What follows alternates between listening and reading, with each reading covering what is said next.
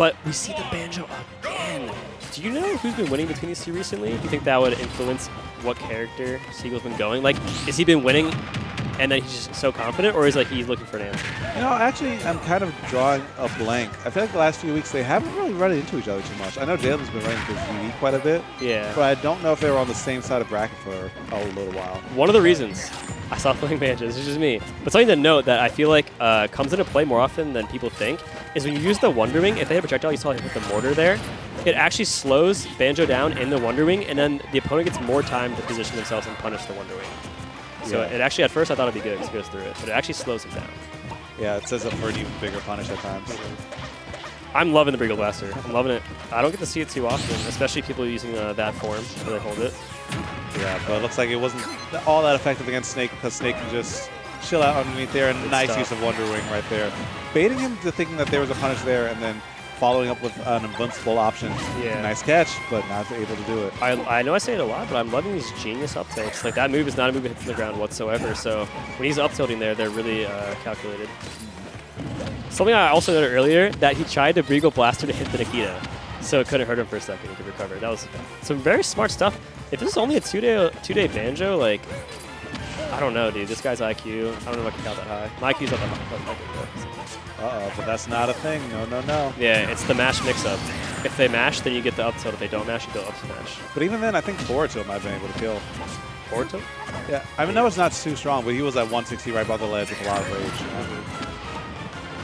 rage. So, very close, but getting the lead, especially with players like this that are such solid defensively, this is really tough to tell. Oh, down smash. Yeah, he was at such a high percent that he wasn't able to mash out in time, it seems. I would love to know the thought process behind that. And he's going for does he have the conversions? That actually converts an up tilt. Up close tilt? enough. Yeah, you can shoot them up and then put it away and then up tilt. Interesting. Yeah. What's the input for putting away is so awkward, you know? I It's know. like you have to, it's just letting go of the button, right? I think you have to click down or shield. Ah, interesting. I love these following up air. This is a really close game. Really cool to see. JLim here doing a lot of grenade tricks. He's not directly throwing them at all the time. He's just like you see throwing them up, putting them down. I wonder if that's matchup specific or what the reason is. Yeah, I'm not really quite sure either, but oh man, that was a lot of damage. Getting hit by the grenade and the C4. Yeah. It's interesting to see that Wonder Wing because he's been going for a lot of grabs and they just keep whiffing. Because JLim, whenever he does the grab, he dashes back. Right there, he's like, I'm going to feint a grab. And then Wonder Wing. So that was really good stuff. Yeah. And also another thing that I have to highlight, that, oh my god, right in front of his face. I almost jumped out of my seat. And I'm not even playing. I don't know why I'm not invested. But I was about to say, one thing that JLim's been doing really well is recovering high because Banjo just can't get up there that quick. Yeah. His jumps, even though he has two of them, he doesn't get up there all that fast. And on top of that, Banjo's amazing ledge trapping. So JLim's just like, I do not want to put you in a spot where you can get all this mileage. Like, I don't want your character to be any better than he already is. Yeah, but despite all that, only a couple percent. Wow. Just goes for it. He even waited a split. What is this down smash? That's not a thing that Banjos traditionally do, and he's done it twice with success. So Seagull Joe is onto something. Already pushing the meta 2 days in. So do you think that's because JLim wasn't mashing enough, or was he just buried for that long?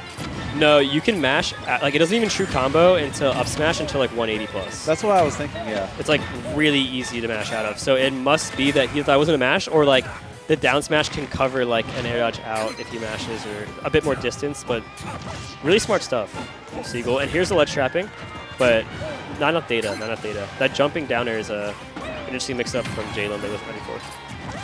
Another Wonder Wing connecting and grenade to up air, yes. That happened so fast. It all happened so fast. Yeah, but JLim was ready for it. As soon as he dropped that grenade and started moving back, I was like, wait a minute. I think I know exactly how this is going to pan out. Let me get up there. Yeah, I really wonder if Seagull's going to switch, because for some reason I feel like he's confident in this Banjo, but like it's also his last life. These are his last limbs. He might have to go for tried and true power. He probably will go power. Yeah, and he doesn't want to go out and lose quarters, you know? Yeah. Palutena it is.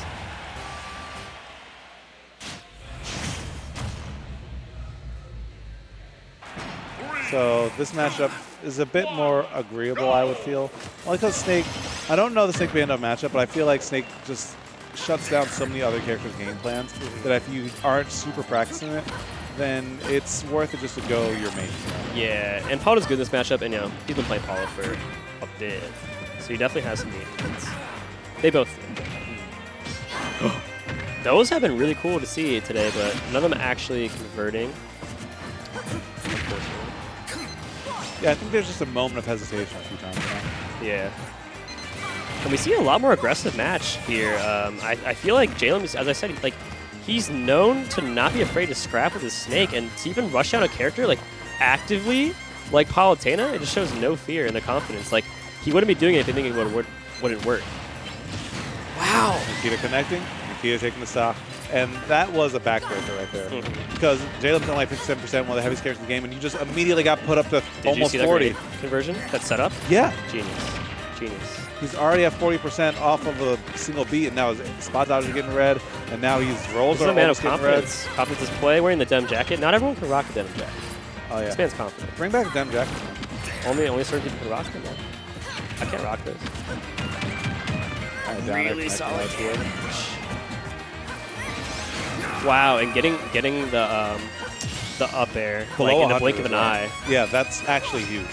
Snake is supposed to live to like 130, 140. When you kill him above 100, it's almost like taking a stock and a half. Yeah, for sure. I like how there's been a lot more downers in meta for Palutenas lately. Let's see the Palutena metagame, although the character does have really good bread and butter, it's still evolving. Almost. Really good pivot grab. That range is probably so huge, so he's very confident in it. Yeah, so there's something in this game I try to look at because I know I'll get mad. How active Palutena's down tilt was one of them. Palutena's grab boxes were things that I didn't need to see because that raised my blood pressure. It's like, it's cool. I mean, I get she's a good grab range, but then you compare her to characters that don't, and you're like, why does this one have, like, Cloud? Yeah. Like, why does this one have nothing and this one? It's like they just took it and gave it to him. Wow, and that up until able to sneak that one out there off the ending frames with a dash attack. Oh my god, the call is both stocks super early, catching him in the air both times. Gotta be careful in the air. He's probably a bit more wary of it now, but really good stuff from Seagull Joe to get the early stocks. Yeah, but now considering the weight differential, here we go. But JLim didn't have a jump right there. Yeah, he had to pull out that grenade because his jump was burned super early to try to jump out of that combo. This is getting closer and closer. It just seems like JLim got the stocks early both times, but Seagull's on the forefront. Seagull's on the move right now. Cannot sleep on Seagull Joe. Never. Never. Never? Not now, not ever. Barely clipping him, getting him back in the corner. Almost got out. And Joe's pressing so many buttons that just hard to know. Just to catch him. He just wants to keep him in this corner as long as possible. He doesn't mind if the damage is slow. He doesn't need the big chunks right now. He just wants to keep nickel and diming him away until the next thing you know, he's dead. Right down there. Setting that up and sending him straight up to the sky. Seagull Joe taking game 2. All 3 stocks were just catching him in the air. I mean, 2 of them were up airs, one was up smash, but so much mileage off Seagull Joe. Really, really good stuff knowing this is the time to shine. Mm-hmm. Yeah, it's really now or never. And Seagull's, he's going. He's got his flow going. I feel him. I feel his presence. Yeah, when you give him one, when you give him one, that's when the confidence grows exponentially. And Seagull Joe's confidence was already high. You can't let him get one, man. When you let him get one, that's when it all starts. Yep. And both these players on their last game was one of them. That game 3 only lose quarters because, I mean, it's best of 3. This is it. Yeah. And being on JLim's counterpick is actually pretty big. I'm surprised counterpick FD. I guess he knows that Pal is good with platforms, but traditionally FD is not the greatest stage for Snake. A lot of people counterpick Snake to FD. And Joe's gone on record, don't get that. Actually, but Joe has gone on record so many times saying he hates playing Palutena on SD or on FD. I see. Because he's always like, I can't get down. Luckily, Snake's is one of those characters who isn't fast enough to really force that issue as hard as some others. But it can still make things difficult. For sure. One thing I really like about JLim is since game 1, he's known the traditional Snake throw grenades right at him isn't going to work against someone Seagull who knows the match, played it so many times. So a lot of JLim is throwing these grenades up for huge conversions. And I think it's very unique to see the grenade set he's going for. And now JLim's looking for an up tilt. You know he wants it. Oh, and he gets it. And he gets asking you shall receive. Yeah, and that's precisely why I picked that stage. The moment Palutena's in the air, She can box out most characters, but Snake's up tilt, even if you trade. Wow, good conversion. Yeah, JLim DIing in on that one, so that that back air confirmed it was true. So now that JLim's had time to think after last set, time to breathe, he's probably going to the ledge more because he knows that all 3 of his stocks were taken in the air like this, or at least be more aware of his landings. And then next thing you know, you're on the ledge and you're getting back air. Yeah, those were trades that I'm sure JLim would have preferred not taking this. Yeah, you could go without this, but that's really good. Explosive Flame. And I know the last of Explosive Flame gets bigger, so I think it does. It makes sense.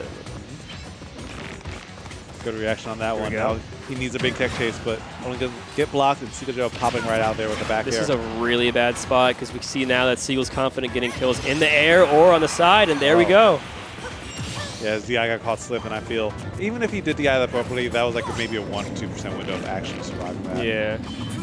That was crazy read. He jumped, didn't shield, jumped over the back, but didn't hit. Yeah, almost got a landing hit of Nair into a grab. Okay, he's the big Nikita here.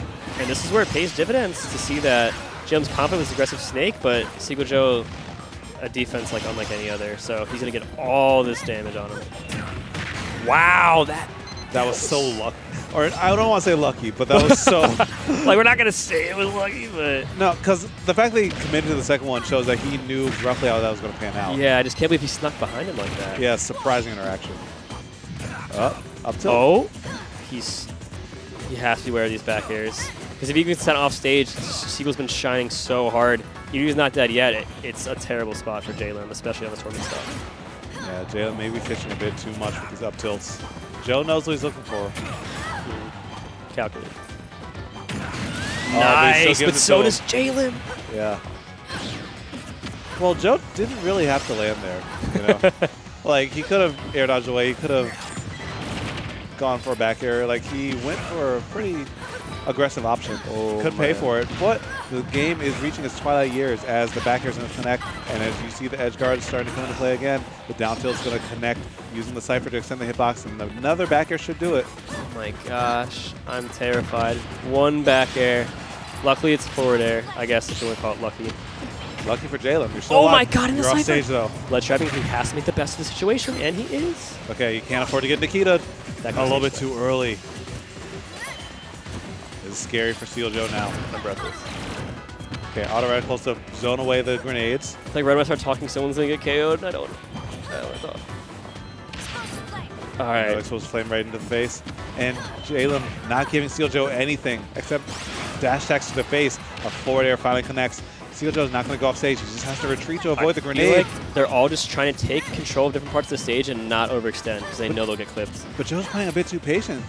He's not trapping JLim down on the ledge, using the grenades as an excuse to kind of run away. Doesn't mind if he gets clipped by this auto reticle. Like, yeah, it'll knock him up, and then JLim can run it. But if JLim gets any %, it'll put him in the up tilt range if he isn't already. You are so bold to jump against Snake. Shake slow. Moves sail and shield, though, so I don't think it'll kill now. But if he gets the read, Nikita, he just drops it early. Now he's going to be looking for an up tilt. Dude, I can't do this. I didn't sign up for this. I was just a volunteer commentator. This is too much. I feel like Joe can run up and grab him and back throw him. Okay, finally. Kill? Yes. Wow. What a heart beater. Not a heartbreaker. It was very, very exciting.